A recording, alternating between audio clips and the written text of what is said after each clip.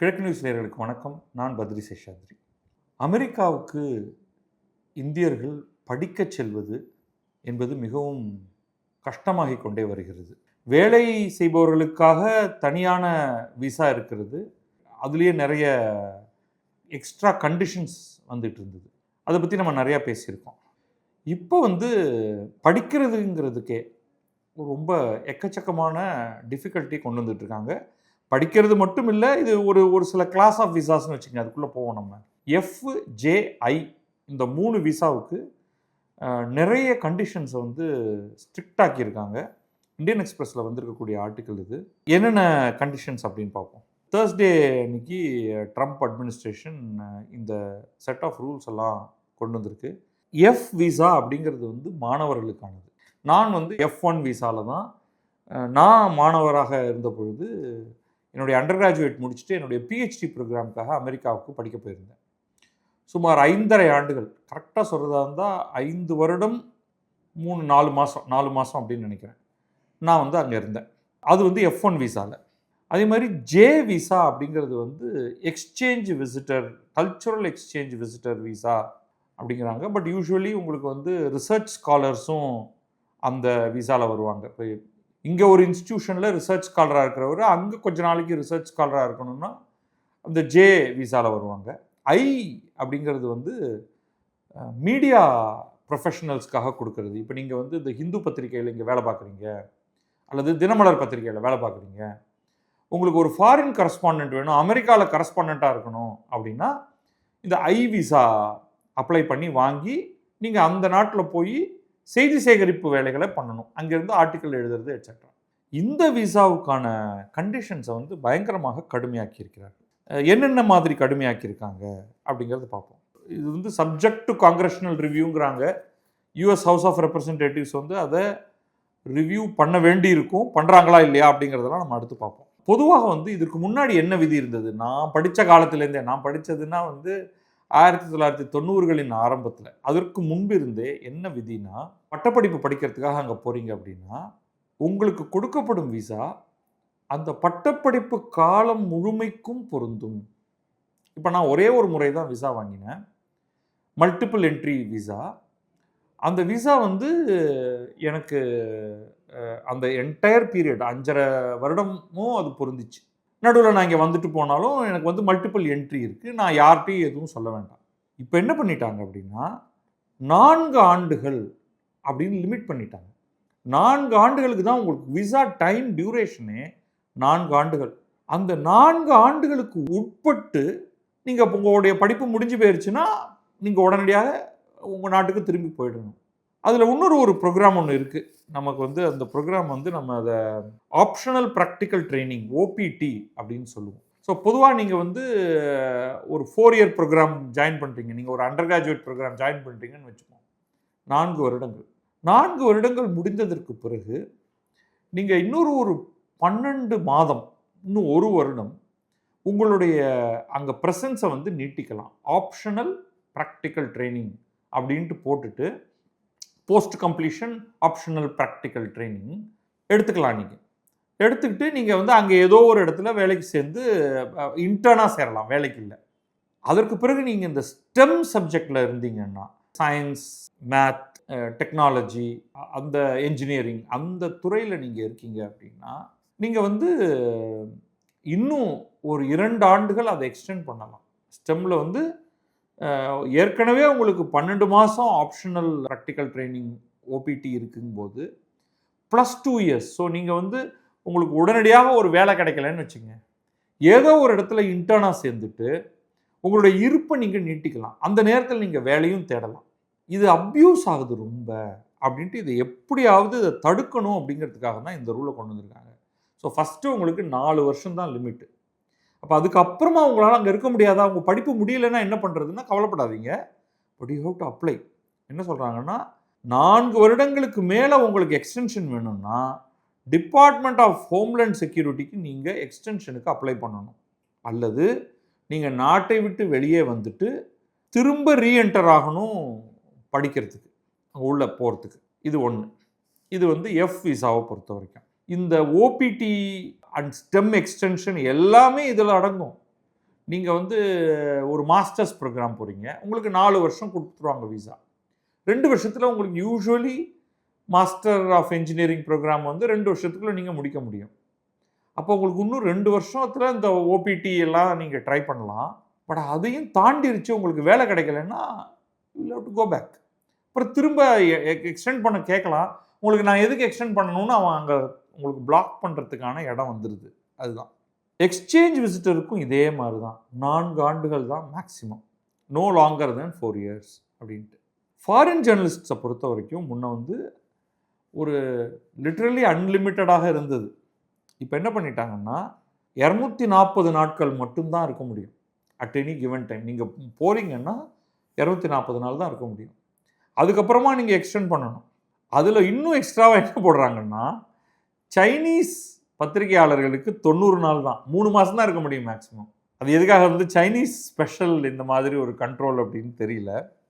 So F1J visa ஹோல்டருக்கு maximum in one shot 4 years. அதுக்கு மேலே நீங்கள் எக்ஸ்டென்ஷனுக்கு அப்ளை பண்ணணும். இந்த விசாவை பொறுத்த வரைக்கும் ஃபாரின் ஜேர்னலிஸ்ட்டுக்கு சைனாவு தவிர பிற நாடுகளுக்கு 240 நாள், சைனாக்காரங்களுக்கு வெறும் 90 நாள் மட்டும்தான். அண்ட் அதில் நீங்கள் தொடர்ந்து அங்கே இருக்கணும்னா நம்ம சொன்ன மாதிரி இந்த பீரியட் தாண்டி போகுது அப்படின்னா உங்களுக்கு வந்து ஒன்லி ஆப்ஷன் இஸ் நீங்கள் ஹோம்லேண்ட் செக்யூரிட்டிக்கு எக்ஸ்டென்ஷனுக்காக அப்ளை பண்ணணும், அல்லது நாட்டை விட்டு வெளியே போய்விட்டு மீண்டும் உள்ளே நுழையணும். அப்போ ரிஜெக்ட் பண்ணுவாங்களா அலோவ் பண்ணுவாங்களாங்கிறதெல்லாம் நமக்கு இப்போ தெரியாது.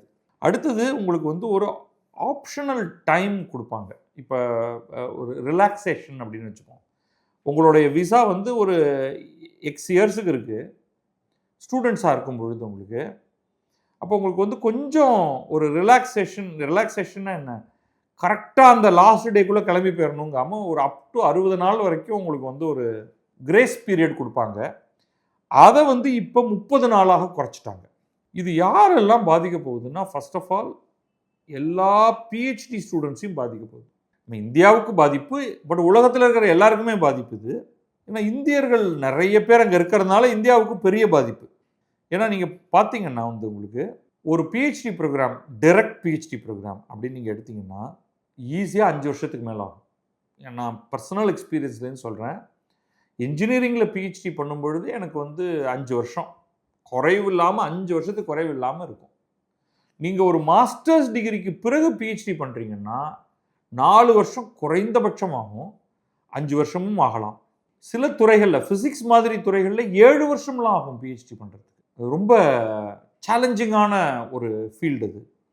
அப்போ 4 வருஷத்துக்கு பிறகு நீங்கள் எக்ஸ்டெண்ட் பண்ணிக்கிட்டே இருக்கணும்னா அது உங்களுக்கு ஒரு ஆடட் ப்ரெஷர். ஸோ ஏர்லியர் என்ன மாதிரி இருந்துச்சுன்னா, உங்கள் ப்ரோக்ராம் முடிகிற வரைக்கும் பிஹெச்டி படிக்கிறீங்கன்னா உங்களுக்கு விசா கொடுத்துட்டாங்கன்னா நீங்கள் பிஹெச்டி முடிக்கிற வரைக்கும் நீங்கள் வந்து அதை விசா உங்களுக்கு கொடுக்கப்பட்டதாக அர்த்தம் அப்படின்னு. இப்போ அது மாறுது. அதுக்கப்புறம் வந்து உங்களுக்கு இன்னொரு பெரிய இது வந்து இன்ஸ்டிடியூஷனை மாற்றிக்கிறதுக்கு ஒரு தடை வருது. நீங்கள் ஒரு பர்டிகுலர் இன்ஸ்டிடியூஷனுக்காக நீங்கள் படிக்க வந்துட்டு இன்னொரு இன்ஸ்டிடியூஷனுக்கு மாற்றும் பொழுது அதுலேயும் வந்து ஒரு சிக்கல் இருக்குது. இப்போ இதெல்லாம் ஏன் பண்ணுறாங்க அப்படின்னா, அவங்க என்ன சொல்கிறாங்க அமெரிக்க அரசு தரப்புலேருந்துன்னா, இந்த ஸ்டூடெண்ட் விசாவை பயன்படுத்தி எக்கச்சக்கமாக ஆட்கள் உள்ளே வந்துடுறாங்க, அவங்கள மேனேஜ் பண்ண முடியல, அவங்களுடைய விசா ஸ்டேட்டஸை மேனேஜ் பண்ண முடியல, அவங்க வந்துட்டு அப்படியே காத்தோட கலந்து போயிடுறாங்க. உதாரணத்துக்கு 2024 18 லட்சம் ஸ்டூடெண்ட் விசா அவங்க கொடுத்துருக்காங்க. 18 லட்சம். அது அதற்கு முந்தைய வருடத்தை விட ஒரு 11% அதிகம் அப்படின்னு. இப்போ 2025 இன்னும் அதிகமாக இருந்ததா என்ன அப்படிங்கிற நமக்கு டேட்டா இல்லை. இதெல்லாம் வந்து எஃப் விசா. இப்போ ஜே விசா வந்து 5 lakh ஜே விசா கொடுத்துருக்காங்க. அதுக்கப்புறம் இந்த ஃபாரின் மீடியாவை பார்த்தீங்கன்னா, ஃபாரின் ஜேர்னலிஸ்ட்டு 37,300 பேர் 2024 அவங்க வந்து விசா கொடுத்துருக்காங்க. அப்போ 18 லட்சம், 5 லட்சம், ஒரு 37,000. இந்த அளவுக்கு வால்யூம் வந்து இவங்களை மானிட்டர் பண்ணுறதுக்கு. ஏன்னா ஒன் ஆஃப் தி திங்ஸ் அவங்க ரொம்ப பயப்படுறது, ஸ்டூடெண்ட்டாக வரேன் அப்படின்னு வந்துட்டு அப்படியே அவங்க குவைட்டாக வந்து ஆள் உள்ளே போய் செட்டில் ஆகிடுறது அப்படிங்கிறது தான். அதை தான் தடுக்கணும் அப்படின்னு பார்க்குறாங்க. அதை தடுக்கிறதுக்கும் கர்ப் பண்ணுறதுக்காகவும் தான் இந்த மாதிரி ரெகுலேஷன் கொண்டு வரணும்னு அவங்க சொல்கிறாங்க. பட் இது வந்து பல விதங்களில் இந்த விசா கட்டுப்பாடுகளை கொஞ்சம் கொஞ்சமாக அமெரிக்க அரசு ட்ரம்ப்போடைய ஆட்சியின் போது கொண்டு வந்து கொண்டே இருக்கிறது. H1B விசாவை பற்றி நம்ம பேசியிருக்கோம் இதுக்கு முன்னாடி. H1B விசா வந்து எப்படியெல்லாம் கட்டுப்படுத்துறது, கட்டணத்தை அதிகரிக்கிறது, அதில் என்னென்னலாம் ரெஸ்ட்ரிக்ஷன், அது வந்து வேலை செய்பவர்களுக்காக கொடுக்கப்படும் விசா. அங்கே இருக்கக்கூடிய அப்யூஸை எப்படி, இந்த பர்டிகுலர்லி இந்த ஆப்ஷனல் ப்ராக்டிக்கல் ட்ரைனிங், அது எப்படி இன்டர்ன்ஷிப் அப்யூஸ் அங்கே நடந்துகிட்டு இருக்கு, அதில் முன்னணியில் இந்திய நிறுவனங்கள் சிலவும் இருக்கு, அதை எப்படி கட்டுப்படுத்துறது அப்படிங்கிறதுக்காக அதுக்காக சில கட்டுப்பாடுகளை கொண்டு வந்தவர்கள் இப்பொழுது ஸ்டூடெண்ட் விசாலையும் கை வைக்கிறாங்க. அடுத்து என்ன ஆகும் அப்படின்னா, இதை எப்படி நம்ம ஊரில் கெசட்டில் இப்போ அரசாணை வந்ததுன்னா அதை கெசட்டில் போடுவாங்க. அதே மாதிரி ஒரு நாடாளுமன்றத்திலையோ சட்டமன்றத்திலையோ ஒரு சட்டம் பாஸ் ஆயிடுச்சு, அதுக்கப்புறமா அதுக்கு வந்து கவர்னரோ அல்லது பிரசிடெண்ட்டோ அதுக்கு அசென்ட் கொடுத்துட்டாங்கன்னா அது அரசுதழில் வெளியாகும். அரசுதழ்னா கெசட். அதுக்கு ஈக்குவலண்ட்டாக அவங்க வந்து ஃபெடரல் ரெஜிஸ்டர்னு இருக்குது, அதில் வந்து அவங்க பப்ளிஷ் பண்ணிட்டாங்க. 60 நாளில் வந்து இது சட்டமாக ஆகிவிடும், இதுதான் விதியாக ஆகிவிடும் அவங்களுக்கு. இந்த கட்டத்திலேருந்து இந்த பீரியடை தாண்டி யாரும் அங்கே இருக்க முடியாது, அல்லது அவங்க வந்து மீண்டும் தங்களுடைய நாட்டுக்கு போயிட்டு ரீஅட்மிஷன் அவங்க அதற்கான பர்மிஷன் வாங்கணும். பட் இதுலேருந்து ஒன்று கிளியராக தெரியுது, அந்த நாட்டுக்குள்ள வெளிநாட்டிலிருந்து வரக்கூடிய லீகல் இமிக்ரன்ஸையே வந்து மக்கள் விரும்பலை. முக்கியமாக ட்ரம்ப்புடைய மாகா க்ரௌடு விரும்பலை. மேக் அமெரிக்கா கிரேட் அகெயின்னு அவருடைய ஆதரவு குழு இருக்குது.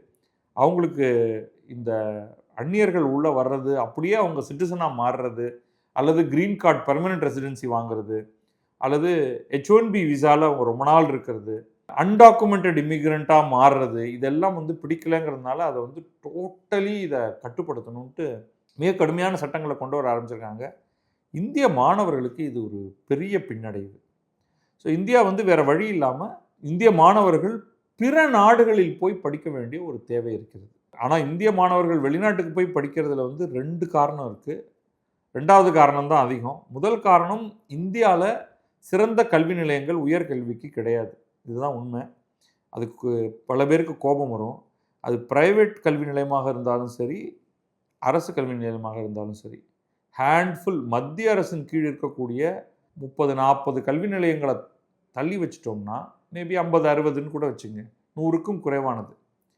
அதை தள்ளி வச்சுட்டு பார்த்தோம்னா, மாநில அரசின் கீழ் இயங்கக்கூடிய பெரும்பாலான உயர்கல்வி நிலையங்களும் அல்லது கிட்டத்தட்ட எல்லா உயர்கல்வி நிலையங்களும் வெகு சில விதிவிலக்குகளை தவிர்த்து தனியாரின் கீழ் இயங்கக்கூடிய கிட்டத்தட்ட அனைத்து கல்வி நிலையங்களும் தரம் அப்படிங்கிறதுல ஒரு பெரிய கேள்விக்குறியாக இருக்குது. ரொம்ப பெருமையோடு ஆரம்பிக்கப்பட்ட பல தனியார் பல்கலைக்கழகங்கள் கூட கல்வித்தரத்தில் அடைய வேண்டிய தூரத்தை அடையலை. இறுக்கமான சிலபஸ், ஒரு பெரிய ஃப்ரீடம் இல்லை, நல்ல பேராசிரியர்கள் இல்லை. அதனால தான் வந்து பலரும் பல லட்சம் செலவு பண்ணி வெளிநாடுகளுக்கு போய் படித்து விட்டு வரணும் அப்படின்னு பார்க்குறாங்க. அதில் 2வது பார்ட் என்னென்னா, அப்படி வெளிநாட்டுக்கு போகும்பொழுது அங்கேயே ஒரு வேலை வாய்ப்பு நமக்கு கிடைத்து விடாதா? அப்போ இந்தியாவிலிருந்து தப்பித்து சென்று விடலாம், வேறு நாட்டுக்கு போய் அங்கே ஒரு நல்ல வாழ்க்கையை வாழலாம், அங்கே நல்ல சம்பாத்தியத்தை பெறலாம், கல்யாணத்தை இங்கே வந்து பண்ணிவிட்டு திருப்பி அங்கேயே போய் செட்டில் ஆயிடலாம், நம்முடைய குழந்தைகள் அந்த நாட்டிலேயே பிறக்கும், அந்த நாட்டின் குடிமக்களாக ஆவார்கள் அப்படிங்கிறது இதில் உள்ளூர இருக்குது. ஸோ இது எல்லாத்தையும் உள்ளடக்கியதைத்தான் இந்த ஃபாரின் கண்ட்ரிஸ் வந்து தடுக்க பார்க்குது. நீ படிக்கவா பரவாயில்ல, படிச்சுட்டு போயிடு, இங்கேயே தங்கிடாத, வேலைக்கு முடிந்த வரைக்கும் வராத அப்படிங்கக்கூடிய ஒரு எண்ணத்தை தான் அவர்கள் இப்பொழுது தெரிவிக்கிறார்கள். வெறும் படிப்பதற்கு மட்டும் அமெரிக்கா போகணுமா அப்படிங்கிற ஒரு எண்ணம் இங்கேயும் இந்தியாவிலையும் வர ஆரம்பிக்கும். இப்போ இந்தியா அதை விழித்து கொண்டு அந்நிய நாட்டின் பல்கலைக்கழகங்களை இந்தியாவில் கேம்பஸ் அமைப்பதற்கு அனுமதிக்கிறார்கள். நம்ம ஆஸ்திரேலியா பற்றி நம்ம ஒரு ப்ரோக்ராம் பண்ணப்போ 8 பல்கலைக்கழகங்கள், ஆஸ்திரேலிய பல்கலைக்கழகங்கள் இந்தியாவில் தங்களுடைய கேம்பஸ்களை அமைப்பதற்கு அனுமதி வாங்கிவிட்டன.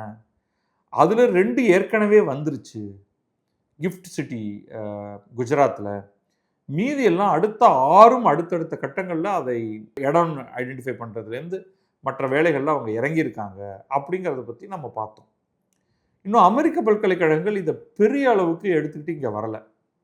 நிச்சயமாக ஒரு ஹார்வர்ட் பல்கலைக்கழகமோ பிரின்ஸ்டன் பல்கலைக்கழகமோ அல்லது கார்னல் பல்கலைக்கழகமோ அவங்கெல்லாம் இந்தியாவுக்கு வருவாங்களான்னு நமக்கு முதல்ல தெரியல. ஸ்டான்ஃபோர்டோ எம்ஐடியோ அவங்கெல்லாம் இங்கே வந்து இங்கே ஒரு கேம்பஸ் அமைத்து அதிகமாக கட்டணம் வாங்கினாலும் கூட நம்முடைய மாணவர்கள் அங்கே போய் படிப்பதற்கு விரும்புவார்கள். ஏன்னா அந்த மாதிரியான தரமான கல்வியை தரக்கூடிய உயர்கல்வி நிலையங்கள் இங்கே இல்லை அப்படிங்கிறத நான் பலமுறை சொல்லிட்டேன். இப்போ இங்கே இருக்கும் பொழுது உங்களுக்கு இந்த விசா பிரச்சனையில் எதுவும் இல்லை. ஆனால் நீங்கள் வந்து வேலைக்கு அப்படின்னா அமெரிக்க நிறுவனம் கூட உங்களை அதுக்கு பிறகு வேலைக்கு எடுத்துக்கொள்ளலாம். அப்படி வேலைக்கு அவர்கள் எடுத்துக்கொள்வதாக இருந்தால் அவங்க உங்களுக்கு விசா ப்ராசஸிங்லாம் பண்ணுவாங்க. அது வரைக்கும் நீங்கள் பயப்பட வேண்டாம். ஐயோ நான் வந்து இல்லீகல் ஆகிடுவேனோ, நம்ம வந்து டிப்போர்ட் பண்ணிடுவாங்களோ அப்படின்ட்டு. ஏன்னா நம்ம இருக்கிறதே இந்தியாவில், நம்ம நாட்டில். ஸோ நாளைக்கு வந்து இது ஒரு மிகப்பெரிய ஒரு உயர்கல்விக்கான ஒரு வாய்ப்பாக மாறும் அப்படின்னு தான் நான் நினைக்கிறேன். நான் சில இந்திய அரசுடைய, அதாவது மத்திய அரசுடைய கல்வி நிலையங்கள், IIT, IIM, AIIMS, NIT, IIITDM அல்லது அது மாதிரி சென்ட்ரல் யூனிவர்சிட்டிஸை கூட இந்த தரத்தில் இருக்கும்னு நான் சொல்ல மாட்டேன். பட் அதை நோக்கி போகிறது நான் சொல்லுவேன். ஐஐஎஸ்சி, ஐஐஎஸ்சிஆர் இந்த மாதிரியான நிறுவனங்களை தாண்டி மற்ற கல்வி நிலையங்கள் எல்லாம் அந்த தரத்தை எட்டாத காரணத்தினால தான் நமக்கு வந்து இவ்வளோ பெரிய கிரைசிஸ் நமக்கு இருக்குது. வேர்ல்டு கிளாஸ் எஜுகேஷன் அப்படிங்கிறத நம்ம வந்து உயர்கல்வியில் நம்ம தருவதே இல்லை. இப்போ அண்ணா பல்கலைக்கழகம், காலேஜ் ஆஃப் இன்ஜினியரிங் கிண்டி எல்லாம் அவ்வளோ ஒரு உயரத்தில் இருந்தது. ஒவ்வொரு ஆண்டும் வீழ்ச்சி அடைஞ்சு அப்படியே கீழே வந்தாச்சு. மற்ற இடங்கள்லாம் வந்து சொல்லிக்கொள்ளும்படியாக இப்போ சரி, அப்போ சரி பெங்களூர் மட்டும் என்ன வசதியா அப்படின்னா 1-2 தாங்குமா? அது கூட வந்து அரசு கல்வி நிலையமா, மாநில அரசு கல்வி நிலையமானா தேடத்தான் வேண்டும். புகழ்பெற்ற பல கல்வி நிலையங்களுடைய தரம் குறைந்து கொண்டே போகிறது. மாநில அரசின் கீழ் இயங்கக்கூடிய மாநில அரசின் கல்வி நிலையங்கள். மாறாக இவங்க கொண்டு வரக்கூடிய இந்த தனியார் கல்வி நிலையங்கள் வந்து வெறும் டீச்சிங் ஷாப்.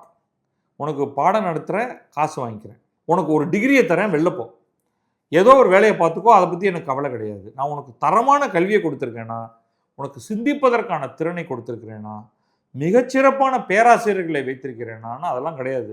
மற்ற இடத்துலலாம் நமக்கு சிறப்பான ஆராய்ச்சிகள் எதுவும் பெருசாக நடக்கிறத, ஹியூமனிட்டிஸ் அண்ட் சோஷியல் சயின்சஸில் ரொம்ப பின்தங்கிய நிலையில் இருக்கும். ஸோ இது வந்து ரொம்ப வருத்தம் தரத்தக்கது. அஸ் அ கண்ட்ரி நம்ம வந்து ஒரு நாடாகவே நம்ம வந்து வெட்கம் கொள்ள வேண்டிய ஒரு விஷயம் வந்து தரமான ஒரு உயர்கல்வியை தருவதற்கான, தொடர்ச்சியாக அதை தரக்கூடிய மாதிரியான நிலையங்களை, கல்வி நிலையங்களை நாம் உருவாக்காமல் இருப்பது தான். வெளிநாடுகள்லாம் என்ன பண்ணுறாங்க? ஒரு கட்டுப்பாடுகளை கொண்டு வந்து கொண்டே இருக்கிறார்கள். இவ்வளோதான், இதுக்குள்ளே நீ இருந்தால் இல்லாட்டி போ அப்படின்னு. இந்த சிக்கலை வந்து மாணவர்கள் எவ்வாறு எதிர்கொள்ளப் போகிறார்கள்ங்கிறத வரும் நாட்களில் பார்ப்போம். நன்றி, வணக்கம். நான் பத்ரி சேஷாத்ரி. இது கிழக்கு நியூஸ்.